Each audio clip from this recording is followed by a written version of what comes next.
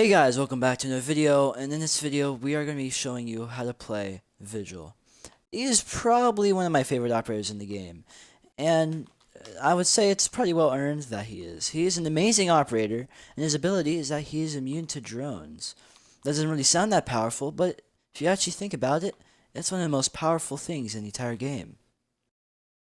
Vigil is a 3-speed defender, and he's pretty much a roamer, and he's very good at roaming as well. The fact that he is immune to drones scanning him is really powerful when he's roaming and not in the objective. Vigil has access to two primary weapons, the Bashi and the K1A. The K1A is SMG with low fire rate and high damage, and it's really powerful in my opinion, probably one of the best in my opinion, because it's very, very good recoil control. It's really easy to control it, and I definitely recommend using it. And the secondary option is the Bashi, which pretty much is a shotgun in sniper form. It has two bullets, I should say, and it can shoot pretty far, and it does 125 damage to enemies very close, and it is a one-shot. Vigil also has access to two secondary weapons, one of which is the SMG-12 and one is the C75 Auto. The SMG-12 has just got a nerf, and so instead of it being a pretty good weapon, its recoil has been drastically increased. And it makes it one of the weakest guns in the game, in my opinion, unless you're pretty good at controlling a lot of recoil and you are pretty good at burst firing. So you could use it, but what I'm starting to use now is the C75 Auto.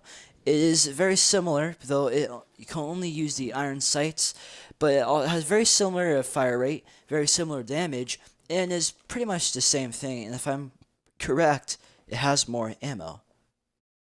Vigil could be a very, very powerful solo queue operator, because with Vigil, you don't need a team to work with.